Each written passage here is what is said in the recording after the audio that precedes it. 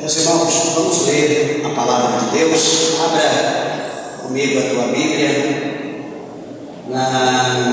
no livro de Jó, capítulo de número 42, o versículo de número 10, para a glória de Deus. Eu quero lembrar a igreja que hoje é o segundo dia da nossa campanha abençoada, a campanha Mudança de Cativeiro. Lembrando que o nosso tema é o tema que nós colocamos em cima do Vale à Vitória, né? O processo para a bênção, em nome de Jesus Cristo. E peço a você que nós possamos ler aqui o tema da nossa campanha. 42 de Jó, versículo de número 10, que diz assim: E o Senhor virou o cativeiro de Jó quando orava pelos seus amigos. E o Senhor acrescentou em dobro a tudo quanto Jó antes possuía. Amém? Meus irmãos, volta um pouquinho a tua Bíblia comigo, no primeiro livro de Samuel, no capítulo de número 1, por favor. Primeiro livro do profeta Samuel,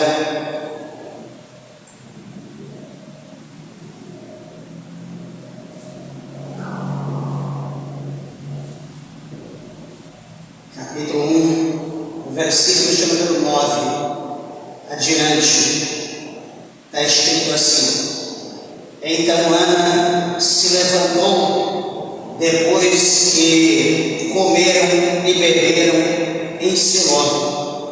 E Eli, sacerdote, estava sentado numa cadeira junto a um pilar do templo do Senhor. Ela, pois, com amargura de alma, orou ao Senhor e chorou abundantemente. E fez um voto dizendo: Senhor dos exércitos, se benignamente atentares para a aflição da tua serva, e de mim te lembrares, e da tua serva não te esqueceres, mas a tua serva deres um filho homem, ao Senhor o darei todos os dias da sua vida, e sobre a sua cabeça não passará navalha. E sucedeu que, perseverando ela em orar perante o Senhor, Eli observou a sua boca, porquanto Ana no seu coração falava. Só se moviam os seus lábios, porém não se ouvia a sua voz, pelo que Eli a teve por embriagada. E disse-lhe Eli: Até quando estarás tu embriagada? Aparta-te do teu vinho. Porém Ana respondeu: Não, Senhor meu, eu sou uma mulher atribulada de espírito, nem vinho, nem bebida forte eu tenho bebido, porém tenho derramado a minha alma perante o Senhor. Não tenhas, pois, a tua serva por filha de Belial, porque da multidão dos meus cuidados e do meu desgosto tenho falado até agora. Então respondeu Eli: Vai em paz, e o Deus de Israel te conceda a petição que lhe fizeste. E disse ela: Ache a tua serva graça aos teus olhos. Assim a mulher foi o seu caminho e comeu, e o seu semblante já não era triste. Levantaram-se de madrugada e adoraram perante o Senhor, e voltaram e chegaram à sua casa em Ramá. E Eucana conheceu a Ana, sua mulher, e o Senhor se lembrou dela. Amém? Meus irmãos, podeis assentar, desocupe vossas mãos e dê uma salva de palmas para Jesus bem alegre.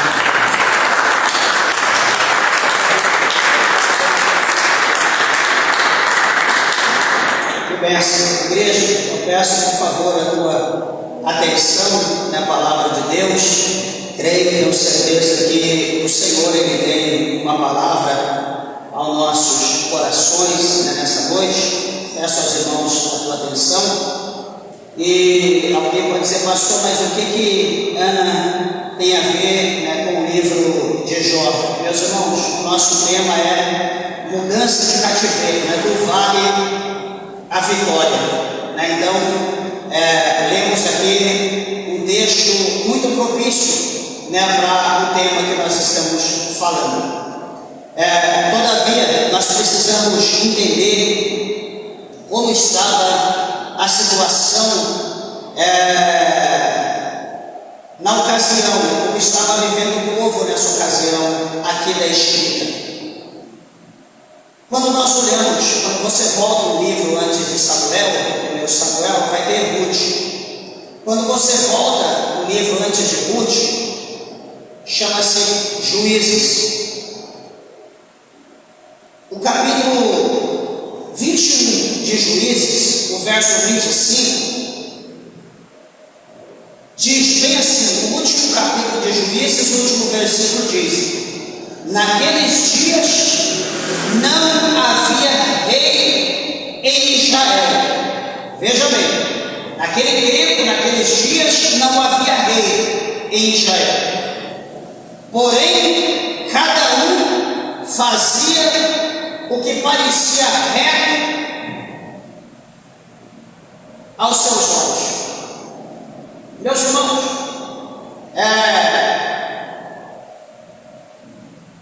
nós sabemos que todo o povo nessa terra precisa ter um líder, né? Desde o início, desde o princípio, nós vemos que, mesmo nos dias de Adão, nos dias de Eva, nós vemos que Deus estava liderando. Deus estava lhe dando as coordenadas e o homem prestando conta com Deus, né, todos os dias acerca dos seus feitos, das suas obras. Passa-se o tempo, vai passando-se os anos, né? Adão e Eva foi destituído, né? Eles perderam ali a sua terra, perderam ali o seu lar, foram lançados fora do Éden. E eles começaram agora, como pecadores, a aumentar e a povoar a terra. E o que acontece? Adão, ele começou a ser líder da sua casa, da sua família. E por que todos têm que ter um líder? Dentro de casa tem que ter um cabeça, no trabalho tem que ter um cabeça, Deus abençoe. Na igreja tem que ter uma liderança, em todo lugar tem que haver uma liderança. O povo, de uma forma geral, precisa ser liderado. Uma nação tem que ter um presidente, tem que ter alguém que lidere a nação. Porque se não houver um líder, vira uma bagunça. Aqui, neste último capítulo, 21, verso 25 de Juízes, não havia rei em Israel. Ou seja, não havia liderança. Não havia um cabeça. Não havia alguém que saía diante do povo. Não havia alguém que dava uma direção. Não havia ninguém que agia em prol do povo. O que acontecia, meus irmãos? Então, como que estava a situação naquela época? A Bíblia diz que cada um agia segundo o que achava, o que pensava. Imagina um monte de criança numa escola, 100, 200, 500, 1000 crianças, sem professor, sem coordenador, sem inspetor, sem o diretor, sem o segurança, e as crianças lá estão ali para aprender alguma coisa, só que porém não existe ninguém para ensinar, para direcionar, para instruí-la. Imagine só, pensa como que seria um dia um relatório, alguém escondido pudesse fazer e apresentar aquele relatório que aconteceu hoje, nesse dia, com todas essas crianças. Então, certamente seria coisas terríveis, coisas do arco da velha. Mas a nação de Israel, o povo de Deus, diz a palavra que estava sem um líder, estava sem um rei, estava sem alguém que liderasse. E nesse contexto, aqui, meus irmãos, do livro de Samuel, desse capítulo de número 1, a Bíblia vai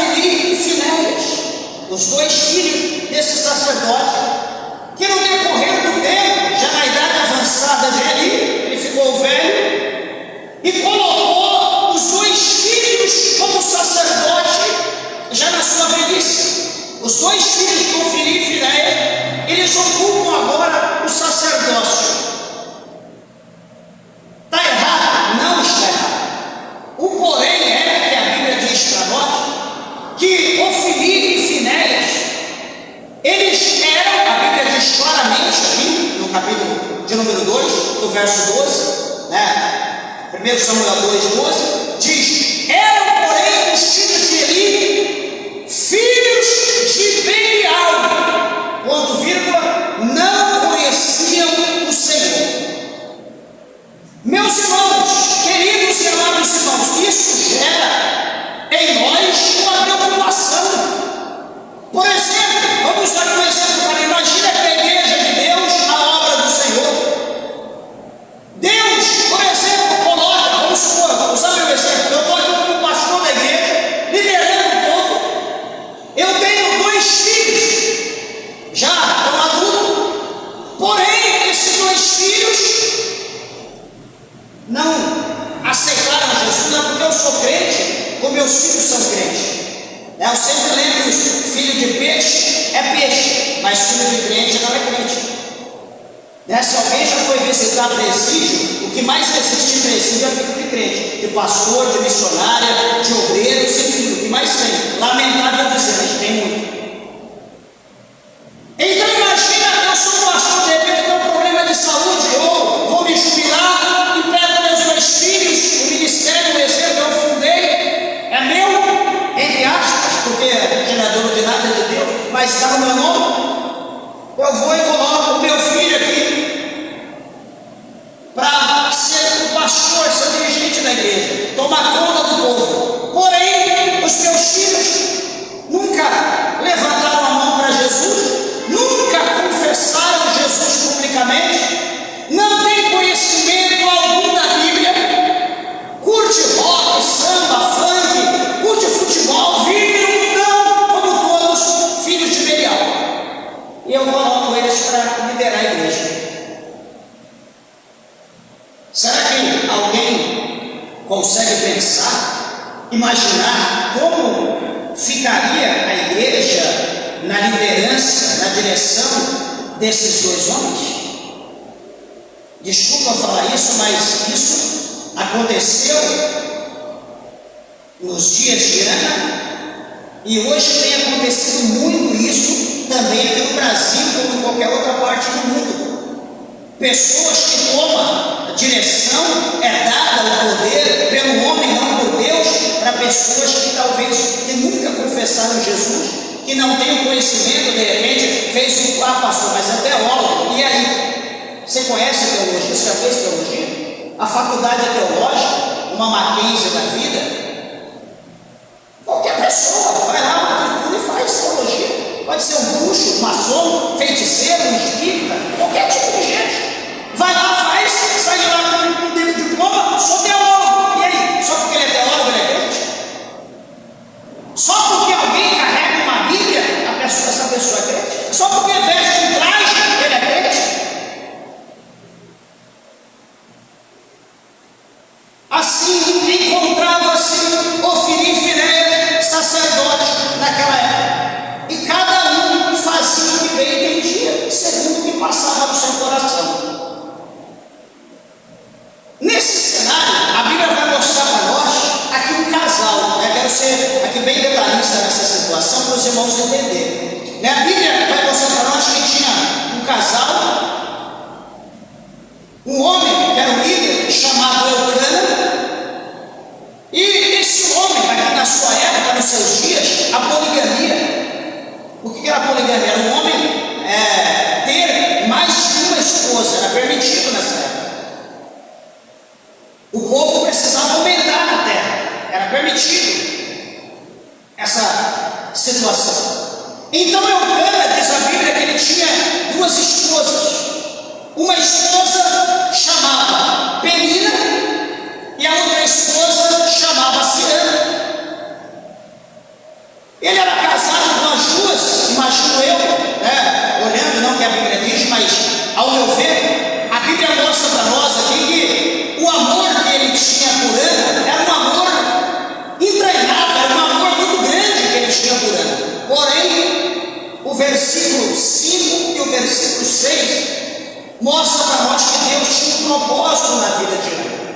Qual era o propósito que Deus tinha na vida de Ana? Deus havia pego uma chave e Deus colocou lá no útero de Ana e Deus fechou o útero de Ana. A Bíblia diz que Deus havia cerrado. Cerrado é o quê? Fechado o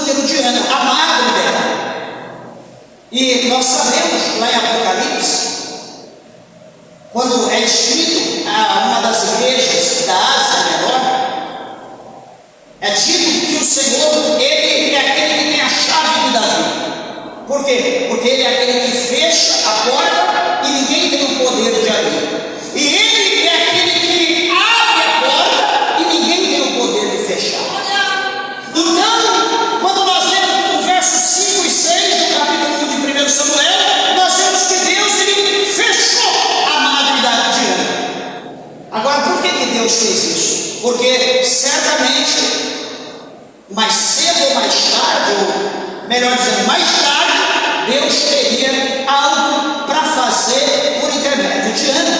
Quando nós lemos essa parte sem ler o restante dos versículos, nós começamos a pensar, mas por que Deus fechou a madre de Ana? Qual é o motivo da razão pela qual Deus agiu dessa maneira? E isso surge em nós, presta atenção, isso surge em nós, pensamentos, vem em nós preocupações, e a gente começa a pensar, nós começamos a raciocinar, a filosofar, e começamos a pensar em nós mesmos. Peraí, mas por que tal coisa está acontecendo na minha vida? Será que você já pensou isso? Se não, pensa agora comigo nessa palavra. Pode filosofar, pode refletir, raciocina. Entra agora no mistério de Deus e começa a pensar: peraí, por que está acontecendo isso na minha vida? Qual é o motivo da razão pela qual isso está assim?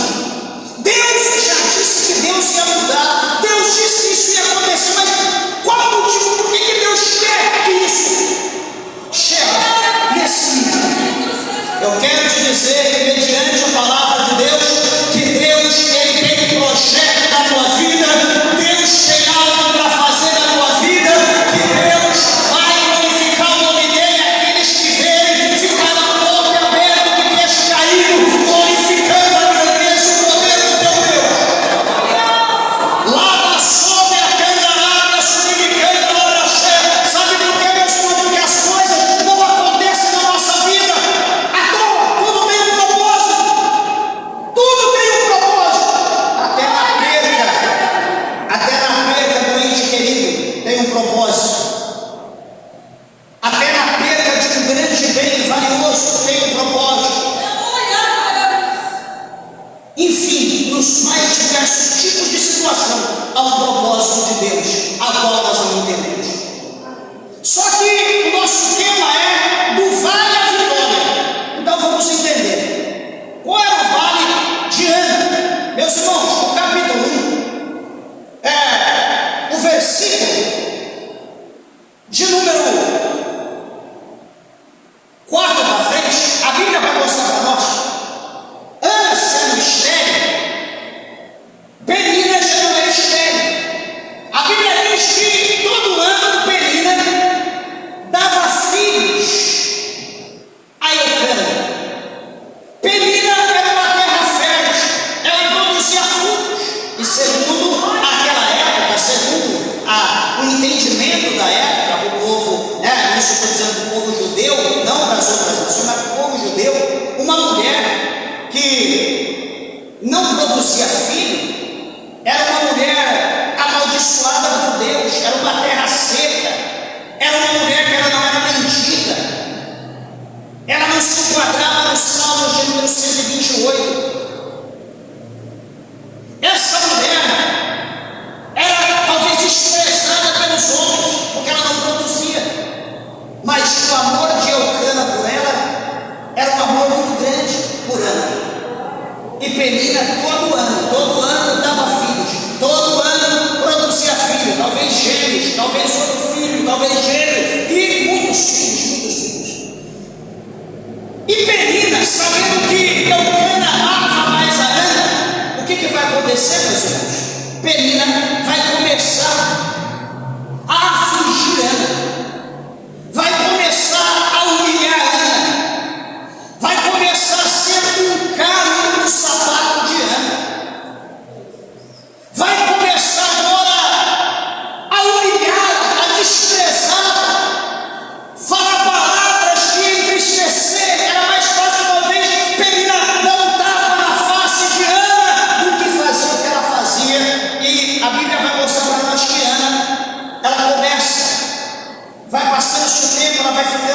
angustiada, ela vai ficando triste. Era uma pessoa que estava viva, mas era como que está morta. Talvez para ela era melhor morrer do que viver daquela forma. Ana era uma pessoa que não tinha prazer, não tinha alegria. Nada que fosse feito a ela estava bom. Por quê? Porque Ana não queria filhos. Ana não queria presente, não queria nada material. Ela queria que o seu ventre gerasse um filho. Ela queria ter uma criança para dizer meu filho, para amamentá-lo, para beijá-lo, para amá-lo, como qualquer mulher gosta de fazer. E observa, amados e queridos irmãos, que isso ocorreu não um mês, isso ocorreu não um ano, mas isso ocorreu anos de humilhação. Quando alguém é humilhado dentro de casa, humilhado no trabalho, humilhado na igreja, ou enfim, em qualquer outro lugar, porque ninguém está livre de passar, infelizmente, espinha, problemas, tem em todo lugar. Tem em todo lugar. Às vezes alguém pode dizer, eu vou para a igreja, eu vou me refugiar lá porque ela só tem santo. Que bênção, né, meus irmãos? Que bênção. Quizá fosse dessa maneira. Quem dera Deus o Senhor dissesse amém e mudasse toda a nossa personalidade e todo o nosso coração. Mas infelizmente, muitos problemas há em meio a pessoas, independente do lugar. Chega um dia que a Bíblia vai mostrar para nós que Eucana estava reunido com Penina, com Ana, com todas as crianças, seus filhos. E a Bíblia vai mostrar para nós que Ana estava chorando porque foi irritada. E chorava muito, estava muito chorosa, estava melancólica. E por intermédio disso ela não comia, não tinha apetite. Provavelmente havia emagrecido muito. No versículo de número 8 do capítulo 1, Eucana vai perguntar para Ana: Ana, por que choras? Qual é o motivo do teu choro? Por que você está chorando? Por que você está chorosa? O que está acontecendo com você? E Ana continua chorando. E ele continua a perguntar: Ana, por que tu não comes? Coma, por favor. Eu trouxe o melhor, eu trouxe uma porção dobre. Por favor, eu trouxe o melhor para você. Ana não fala nada. Ele continua a perguntar: Ana, por que está mal o teu coração? Ele começa a bombardear, né? Assim é o homem. Na situação, quando ele não pode resolver, ele começa a perguntar: o que eu faço? O que está acontecendo? Enfim, acho que é comum do ser humano. Por que o teu coração está assim, Ana? Fala alguma coisa. E ele continua dizendo: não te sou eu melhor do que 10 filhos? Meus irmãos, quem casa quer o quê? Quer filho. A mulher e o homem, quando casa, eles querem filho. Quer o sinal do amor. Quer a semente do seu amor. Tá bom, vou construir uma casa, construiu, e o filho. Tá bom, vou comprar um carro, mas o filho. Nada vai substituir o filho. Nada vai substituir. Viagens, passeio, nada vai substituir. O filho é sagrado.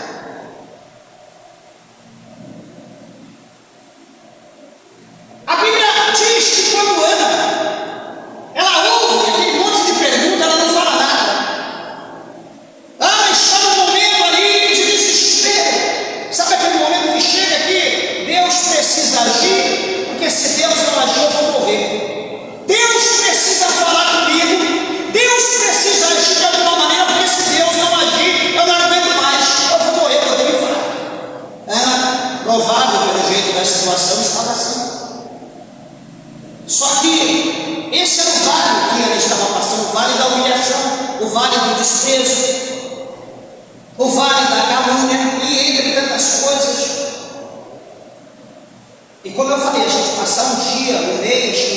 coisa, mas em muitos anos. Chega uma hora que não aguenta, não dá mais. No versículo de número 9, que é onde nós fizemos a nossa leitura, Ana, ela toma uma decisão na sua vida. E essa decisão, meus amados e queridos irmãos, é algo que nós também, como eu falei antes, quando nós começamos a pensar, por que isso está acontecendo na minha vida? Por que Deus permitiu isso? É hora de nós enquadrarmos aqui, esquadrinhar nossa vida nesse texto e seguir aquelas diretrizes a qual a Bíblia nos dá por intermédio de Ana. O que ela fez? Qual foi a atitude dela? Ela agiu como Judas, amarrou uma corda, foi se enforcar? Ela fez como Saul, Deus não respondeu e pegou a espada e se matou? Não. O que Ana fez? Ela mostra para nós sabedoria. Ela mostra para nós que os recursos dela haviam cessado. Ela mostra para nós que ela não tinha mais força, que ela não suportava mais. Ela mostra para nós que todos os recursos dela haviam se exaurido, havia se acabado. Ela não tinha mais o que fazer. Ela vai mostrar para nós que o último recurso dela agora era ir à presença de Deus, era buscar o Deus de Israel, aquele Deus que todo ano ela ia oferecer sacrifício. Todo ano ela estava no templo, todo ano ela ia participar do sacrifício, mas nenhuma vez ela pensou: deixa eu entrar na casa de Deus, deixa eu adorar Deus, deixa eu fazer um voto a Deus. Ela não pensava nisso. Quantos de nós, meus irmãos, entramos na igreja apenas como um religioso? Quantos de nós entramos na igreja apenas como um visitante? Quantos de nós entramos na igreja como se estivéssemos perdidos, ou como a gente entra no teatro, como a gente entra no cinema? Igreja de Deus, eu quero dizer para você que o lugar que nós estamos é um lugar santo, é um lugar onde está a presença de Deus, é um lugar onde o Senhor diz que a partir de agora estarão abertos os meus olhos e atentos os meus ouvidos à oração desta casa, à oração deste lugar. Meus irmãos, nós não podemos esquecer disso, que onde houver dois ou três reunidos no nome de Cristo, Ele está presente no nosso meio, lá na sombra e a cantarária, e nós nessa noite estamos diante de Deus, na presença do Senhor, oferecendo os nossos membros como sacrifício vivo diante da presença de Deus. Nós estamos aqui para oferecer o sacrifício de nossos lábios diante do Senhor, a nossa adoração, o nosso louvor. Bendito seja o nome do Senhor. Alegre a tua alma, alegre o teu coração nessa noite. Talvez você nunca fez um voto com Deus, talvez você nunca clamou, nunca orou, nunca falou nada com Deus. Pelo amor de Deus, faça isso hoje. Não tome decisão na tua vida precipitada, dizendo: eu vou tomar esse remédio, vou colocar um ponto final de tudo, porque não tem mais o que fazer. Eu vou pegar esse carro aqui, vou acelerar no máximo, seja o que Deus quiser, o que vier na frente, amém. Não faça isso, pelo amor de Deus. Você já tentou tudo? Já tentei.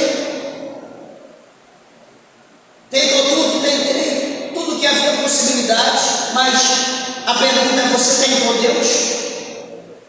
Você já bateu na porta de Deus? Pastor, mas é tão difícil. Ué, mas será que a morte é melhor do que buscar a solução em Deus? Você acha que morrendo acabou? A morte, para quem não buscou recurso em Deus, é o início de um problema, de um mal insolúvel eterno. Então nós precisamos seguir aqui as diretrizes de Ana. O que a Bíblia diz? Então Ana se levantou depois de comer e beberam em Siló. E Eli, sacerdote, estava sentado numa cadeira junto ao pilar do templo. Havia ali alguns pilares, e e havia uma cadeira, ele estava ali sentado, descansando, já com as suas vistas embaçadas, uma barriga, fortão, e lá balançava, e os seus filhos atuando como sacerdote, e ele ia administrar. Quando Ana, ela chega ali, a Bíblia diz que ela está com amargura de alma, no verso 10. Ela está com a sua alma amarga. Se fosse outra opção, ou se ela tivesse ali um filho naquele momento, ou uma filha que viesse ao mundo, o nome daquela filha seria Mara, seria amarga, porque Ana estava amarga, estava amargurada. Como diz aqui a palavra de Deus, de alma, não era só a carne dela, a sua alma estava doente, a sua alma estava enferma. Pastor, para a carne tudo bem, a gente arruma um remédio, mas e para a alma? Sabe, meus irmãos, qual que é o remédio para a alma? O remédio para a alma está aqui, ó, no verso 10. Ela, pois, com amargura de alma, vírgula, o que ela fez? Orou ao Senhor e chorou abundantemente. Então, o remédio para uma alma amarga, o remédio para uma alma que está ferida, só tem um remédio: rasgar o coração diante da presença de Deus. Rasgar o coração, orar a Deus, orar, pastor, mas de que maneira? Expor a Deus aquilo que está no teu. Ah, pastor, mas eu já falei para o meu marido, eu já falei para minha esposa, pastor, eu já falei para os meus amigos, eu já postei na rede social, eu já falei para o psicólogo. O problema dele, a pergunta é: você falou para Deus? Não, eu já falei para todo mundo. Teve alguma solução? Não. Por quê? Porque ninguém pode solucionar o teu problema, não sei Deus. Ah, eu já falei com todo mundo, não adianta, não tem mais jeito, acabou para mim. Mas você já falou com Deus? Esse é o mal das pessoas, é o nosso mal da gente comentar com o povo. Pastor, mas Deus não está ouvindo? Tá. Jesus diz que tudo aquilo que nós pedimos ao Pai, tudo aquilo que nós pedimos a Deus, no nome de Jesus, será feito para que o Pai seja glorificado por intermédio do Filho. Tudo que nós pedimos a Deus, tudo que nós falamos a Deus, não é: eu vou falar com o evangelista Kleber, ah, não, eu vou falar com o varão Abel, não, eu vou falar com ele. Não. Falar com Deus. Deus quer esse diálogo, Ele quer te ouvir. E quando nós rasgarmos o nosso coração diante dele, então a resposta vai vir quando nós começarmos a derramar nossa lágrima. Nós vamos começar a sentir o conforto de Deus, nós vamos começar a sentir o mover do Espírito Santo na nossa vida, nós vamos começar a sentir aquele fogo, aquela glória, aquela presença do Espírito de Deus, que os nossos olhos não vão aguentar, vai começar a mergulhar nas lágrimas, aprofundar nas lágrimas, e então nós vamos começar a sentir a glória de Deus, o conforto de Deus nas nossas vidas, e certamente as coisas vão mudar. Bendito seja o nome do Senhor.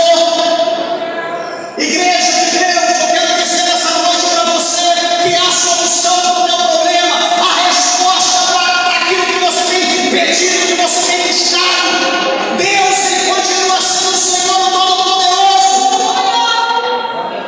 Deus, Ele pode fazer tudo, Ele tem todo o poder.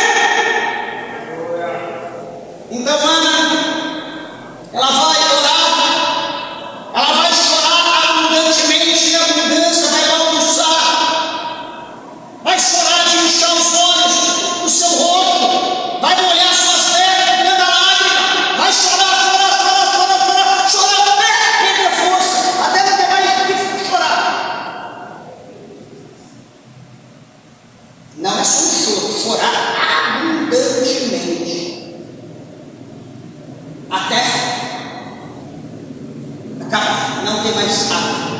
exauriu, esvaziou.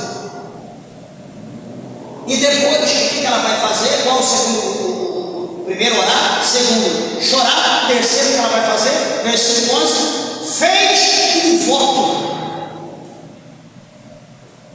a Deus. Coisas que a gente às vezes não faz. A gente está precisando da vitória de Deus, a gente não faz um voto. Quando a gente faz um voto, a gente esquece. Ou quando a gente faz um voto, a gente não cumpre.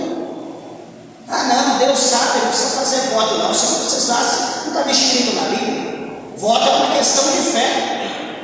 É uma questão que a gente está crendo que Deus pode fazer algo por nós, um propósito de colocar diante de Deus. Mas por que a gente não faz voto?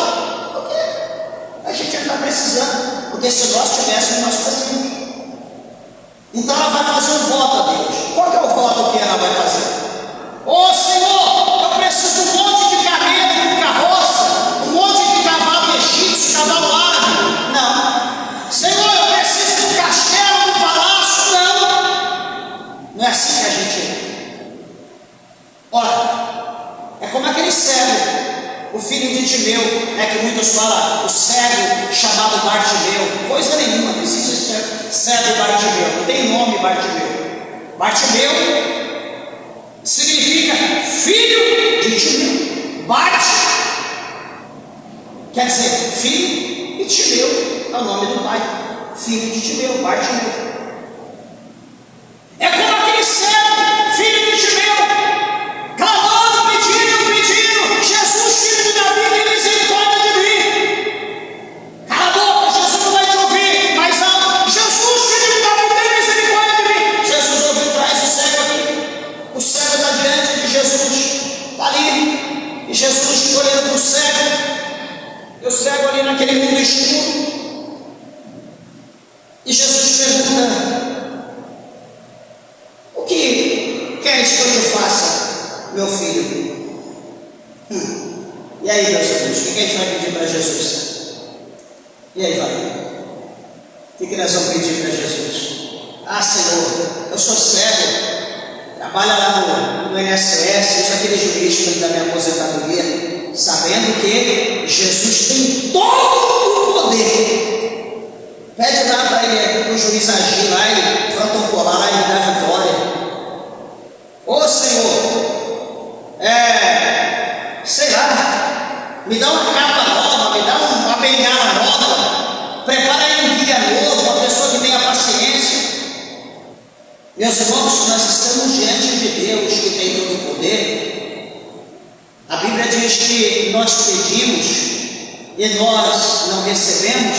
Por quê? Porque nós pedimos mal, nós não sabemos pedir, nós não sabemos orar como convém orar. E então o cego, ele agiu com sabedoria, como Salomão agiu com sabedoria. Salomão teve sabedoria para pedir sabedoria. Salomão estava diante de Deus: meu filho, pede o que tu queres, o que você quiser eu te dou, pode pedir. Opa, Senhor, o Senhor é o Deus de toda a terra, essa grande nação, esse grande povo é teu. O Senhor me colocou na cadeira do meu pai, então eu quero sabedoria para entrar, sair no meio desse povo, para solucionar os problemas, julgar a causa desse tão grande povo que não é meu, mas é teu.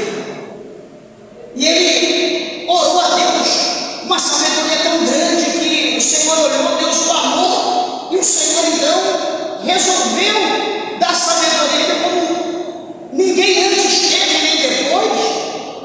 Deus decidiu torná-lo rico em espécie e abundância, como ninguém antes nem depois teria tanta riqueza quanto o de Salomão no seu tempo. E Deus ainda decidiu dar paz no seu reinado. O seu reinado seria um reinado pacífico. Então, quando nós temos sabedoria, Deus ele vai além daquilo que a gente precisa. Quando nós temos sabedoria, agora, cortou meu pé, não tenho pé. Deus, tem tanto sapato lindo, prepara tantos sapatos para mim. Mas se eu perdi o pé, por que eu quero o sapato? Tem coisa que não tem fundamento, a gente tem que estar pedindo errado. Um exemplo, dando esse exemplo: o que Ana vai pedir para Deus? Ela está diante do Senhor, está fazendo voto diante do Deus de toda a terra. O que Ana vai falar para o Senhor? Versículo 11: Senhor dos exércitos. Olha a exaltação, falando que o Senhor é o Senhor dos exércitos de Israel. Está dizendo o Senhor como soberano, como todo-poderoso, general de guerra. Está exaltando Deus. Depois ela diz: se benignamente atentares para a aflição da tua serva, Senhor, se por bondade, se de uma forma bondosa, o Senhor puder atentar, Senhor, ela está se humilhando aqui. O Senhor puder atentar para a aflição da tua serva, o Senhor ouviu tudo que eu coloquei diante do Senhor. Eu virei o meu coração do avesso, eu expus tudo para o Senhor. O Senhor sabe de cada detalhe, de cada ponto e vírgula do que eu estou passando. Senhor, se o Senhor atentar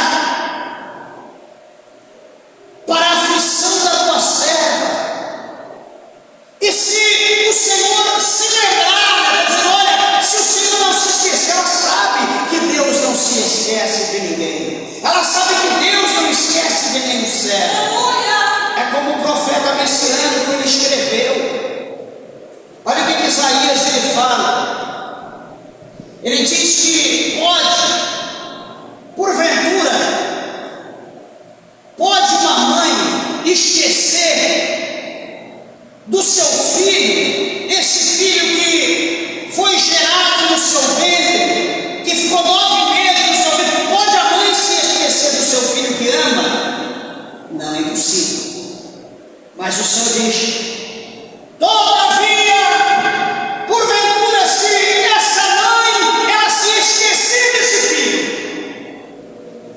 eu, o Senhor, não me esquecerei de vós, pois o vosso nome eu tenho escrito na palma da minha mão, diz o Senhor. Lava sobre a cana água, sobre a cana vai. Oh, meus irmãos, o que o Senhor Deus está dando? Olha a mãe não esquece do filho, mas o Senhor está dizendo, de repente, quando esse viaja no problema, essa mãe esquece. O Senhor está dizendo para nós não nos entristecer, para nós ficar tranquilos, porque nós temos um Deus, nós temos um Pai que tem o nosso nome escrito na palma da sua mão. Sabe quando alguém às vezes esquece, daí ela bota alguma coisa na mão? Por que você não? Não, para mim não esquecer.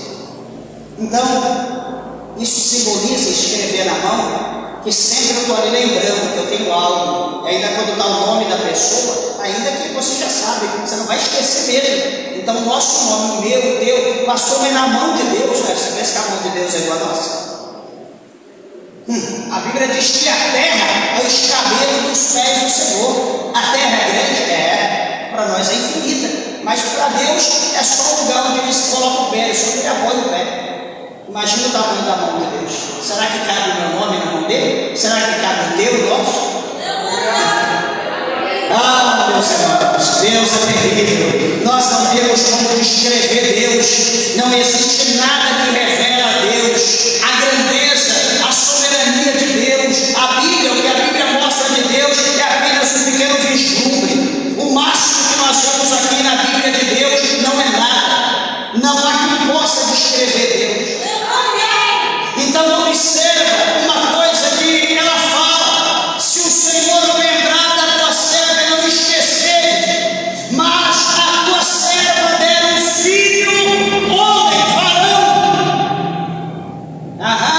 Então Ana vai pedir agora a Deus o que de fato ela necessita.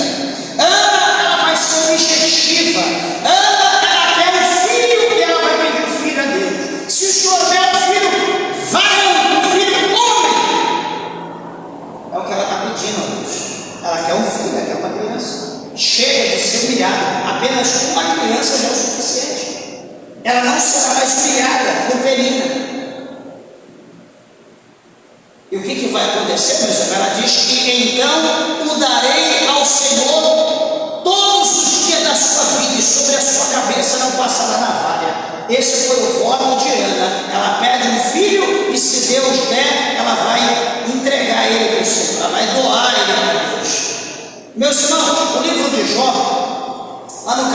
número 41, se não me falha a memória, 41 verso 11, veja bem, Jó 41, 11. Quem primeiro me deu para que eu haja de retribuir-lhe? Pois o que está debaixo de todos os céus é de Deus. Meus irmãos, o que nós podemos dar a Deus? Se tudo que existe é de Deus, tudo que nós temos é de Deus, o que nós podemos dar a Deus? Você tem alguma coisa para oferecer a Deus? Que Ele já não seja dono? Que já não seja dele? Ana vai dar o filho para Deus, mas tudo é de Deus. Veja, meus irmãos, aqui é interessante, tem um mistério nesse versículo, que Ana pede a Deus um filho varão. Ana está pedindo um filho. Sabe o que Deus vai dar para Ana? O que Deus vai dar para Ana tem um sentido triplo. Por quê? Porque esse Samuel aqui, que Ana vai ter, ela pede um filho. Deus vai dar para Ana um profeta. Deus vai dar para Ana um sacerdote. Deus vai dar para Ana um líder que vai tomar conta de toda a nação, de todo o povo de Deus, um juiz, um sacerdote e um profeta. É o significado de Samuel. Ana pede apenas um filho, mas só que Deus, eu não vou te dar só um filho, eu vou te dar um juiz, eu vou te dar um sacerdote, eu vou te dar um profeta. E o filho, qualquer coisa. Aí se cumpre aquela palavra que a bênção que Deus nos dá, ela é recalcada, sacudida, transbordante. A bênção que Deus dá é abundância. Mas Deus conheceu o coração de Ana, Deus viu sinceridade. O problema, meus irmãos, não é nós pedirmos a Deus. O problema é a gente falar: Senhor, eu vou fazer esse voto. Sabe qual é o problema maior do ser humano hoje? O problema do ser humano é cumprir com o voto. Você já imaginou, Ana nunca teve um filho. De repente, Ana tem um filho lindo, Samuel. Imagina que gracinha. E Ana beija, cheira, dá carinho, cuida, amamenta. Cada dia o amor vai sendo maior. E de repente, quando chega 3, 4 anos de idade, já está falando mamãe, papai, andando, correndo, brincando. Ana pega as mochilinhas, pega as coisinhas dele, os brinquedos, pega tudo, as roupinhas, coloca ali no animal e viaja para Siló. Chega lá, sacerdote ali: ei, por favor, o que foi? Lembra aquela vez que eu estava ali naquela coluna de manhã cedo, orando, chorando, o senhor dizia que eu estava embriagado, coisa e tal, lembra? Então, eu chorava por essa criança, eu pedi a Deus, eu fiz um voto, Deus me ouviu, eu disse: se o Senhor me desse um filho, eu daria para Deus, eu traria ele para a casa do Senhor, para ele viver no templo, na casa do Senhor, todos os dias da sua vida. Sacerdote, aqui eu estou como uma serva fiel, aqui eu estou diante da presença de Deus, diante da tua presença. Eu consegui o meu voto, eu estou cumprindo o meu voto. Toma essa criança, receba, enxuga ele no caminho de Deus, não deixe ele tocar em sangue, bebida alcoólica, não passe navalha na cabeça dele, porque ele será nascimento de Deus. Ele vai ser um profeta, ele vai ser um sacerdote, ele vai ser um juiz, ele vai ser um homem abençoado, usado por Deus. E ela entrega aquela criança ao sacerdote e Ana vai embora. Meus irmãos, eu pergunto: será que Ana ficou triste? Qual mãe que ficaria feliz? Mas a alegria maior foi que Deus ouviu a oração dela. Então, se Deus ouviu a primeira, Deus poderia ouvir a segunda. Deus poderia ouvir a terceira. Ela poderia fazer outros votos que Deus responderia, porque ela foi fiel em cumprir aquele voto diante da presença de Deus. O que a Bíblia vai dizer depois? Que a mulher que teve muitos filhos, o Senhor pegou a chave que estava em Ana, foi lá e fechou a madre daquela que tinha muito. Ela não pôde mais ter filho.